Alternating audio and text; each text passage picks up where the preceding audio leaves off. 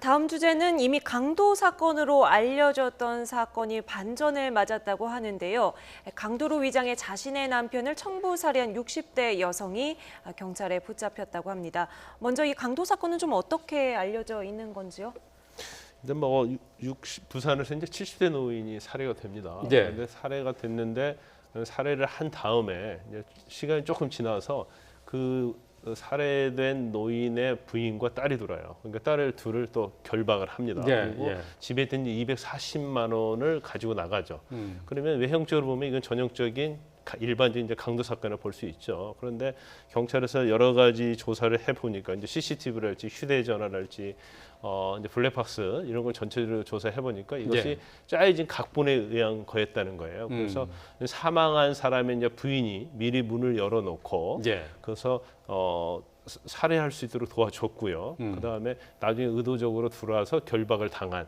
그래서 강도 사건을 이제 유장을 한 거죠. 그 이유에 대해서 뭐 여러 가지가 있는데 굉장히 사이가 안 좋았던 걸 보이고요. 그다음에 뭐 여러 가지 사소한 문제로 굉장히 이 부인을 많이 괴롭혔다 이렇게 주장을 하고 있어요. 그러면서 사실 이 강도범 이제 살해범이 된 거죠. 그래서 그 사람에게 3천만 원 정도 빌려줬다고 그럽니다. 그런데 그 부분 가지고 굉장히 많이 다퉜고 그래서 살해하기로 결심하고 3천만 원을 내가 면제해주겠다. 안 갚아도 5천만 원입니다. 5천만 원을 안 갚아도 된다. 그 대신 3천만 원을 더 돈을 주겠다.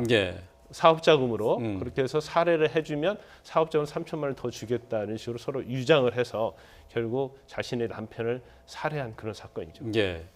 이 강도로 위장했었던 이 범인은 이제 범행 며칠 뒤에 이제 잡혔고요. 그 이후에 이 70대 노인, 사망한 70대 노인의 부인, 69살 이 여성이 이 청부 살해 자체를 시인을 했다고요? 네, 그렇습니다. 그러니까 그 검거되기 직전에 이 여인은 스스로 내가 했다라고 그 자수를 하게 되었습니다. 아마 그 이유 자체는 수사가 점점 그 압박해 오기 때문에 본인의 그 정체성이 뭐 드러나리라고 예상을 했던 것이 아닌가 이렇게 생각이 됩니다. 왜냐하면 그 성부 살인을 또 의뢰를 했을 때 이 그 범죄자 부인도 함께 방조를 했는데 이 범죄자 부인에게도 부탁을 이렇게 한 것으로 이렇게 알려져 있다 보니까 본인의 행위 자체가 그대로 뭐 드러나지 않을까라고 해서 자수를 한 것이 아닌가 이렇게 생각이 됩니다. 그리고 이번이 처음 시도가 아니었고 2번 정도 택시 안에서 살해를 하려고 하는 시도도 현재 있던 것으로 알려져 있습니다. 그러다 보니까 이와 같은 블랙박스 또 CCTV 또 관련 수사 정보가 면밀하다 보니까 자수를 하는 것이 낫다라고 판단을 한 것은 아닌가 생각이 되고요. 어쨌든 그 본인의 입장에서는 십수년간 수십 년간 압박을 받아온 거 무시당하고 시시콜콜 경제적인 상황에 관여를 하지만 또 한편에서는 여성을 상당히 그 비하하고 또 조카는 선언을 하지만 뭐 이런 문제도 또 깔려 있었다고 현재 이렇게 보다가 또 돼 있는 것 같습니다. 어쨌든 가장 그 촉발적인 것은 5천만 원을 그 빌려준 것에 대해서 아주 인격 모멸적으로 고함을 치는 것이 하나의 그 원인이 그 되었다고 현재 알려져 있는데요. 어떤 이런 것을 다 통합을 해봤을 때 여러 가지 가정의 그 문제, 이를테면 뭐 가정 폭력에 준하는 그와 같은 상황이라든가 인격적 모멸적인 상황이 청부 살인을 우려하게 된 것 같고 이거 자체가 결국은 알려질 공산이 크기 때문에 먼저 자수를 한 것이 아닌가 이렇게 추정해 봅니다. 보통 채권 채무 관계에서 이런 살해 사건이 일어나기는 하지만 돈을 빌려준 문제로 남편과 다퉈서 채무자에게 살해를 청부한다는 게 사실 언뜻 이해가 되지는 않거든요. 여성이 이 교수님께서 말씀하신 대로 오랫동안 뭐 남편한테 당해왔다 이런 내용 구체적으로 어떤 것들로 진술을 하고 있습니까? 일단 뭐 진술한 내용 뭐 어떤 비누 같은 거 하나 가지고도 뭐 사사건 간섭을 했고요. 그다음에 결혼 사람들에게 사건 잔소리를 많이 했다는 거예요. 그런데 이제 살해의 결정적인 것은 이제 돈 빌려준 거. 그러니까 살인을 한 사람이 5천만 원 빌려준 것 때문에 크게 다퉜다고 하는데 이런 여러 가지를 종합해 보면 과연 이 정도 선에서 살해할 마음이 생겼을까 하는 거 의구심이 좀 드는 건 있어요. 그런데 일반적인 이제 살인 사건의 특징이 있습니다.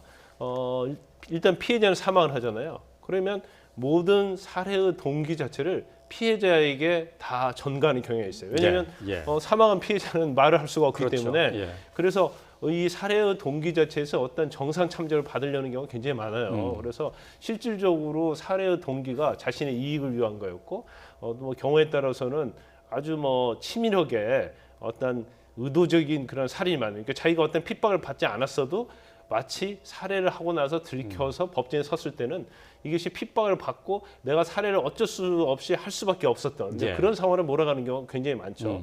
그래서 어떤 뭐 형량에서 감형을 받고 그런 결과적으로 자기 목적을 달성하고 이제 이런 경우가 있는데 그렇기 때문에 사실은 일반적인 살해 사건에서 어떤 살해 동기를 좀 더 좀 면밀히 예. 봐야 할 필요가 있다고 봅니다. 예. 그래서 예를 들어서 뭐 이번 사건에서도 과연 뭐 보험금이랄지 어떤 살해로 말미암아서 이 살해에 가담한 사람이 취할 수 있는 이득이 무엇인지 이제 그런 것도 수사기관에서 면밀히 조사를 해야지 살해 동기가 객관적으로 이를 살펴볼 수 있는 거거든요. 예. 그래서 한쪽 말만 듣고는 이 모든 것이 우리가 그럴 수도 있겠구나 이제 그런 마음을 가지는 것 자체를 좀 경계를 해야 하는 거죠. 예, 알겠습니다. 40년을 살아온 부부였습니다. 남편이 70세고 부인은 69살이었는데 청부살해를 했다. 뭐 동기는 지금 5천만 원에서부터 시작을 했다고 하지만은 평소에 이제 부부 사이가 좋지 않았던 것이 이제 살해 동기가 될 수 있느냐 이 부분에 대해서는 좀 더 조사를 통해서 밝혀야 될 부분이 아닌가 싶습니다.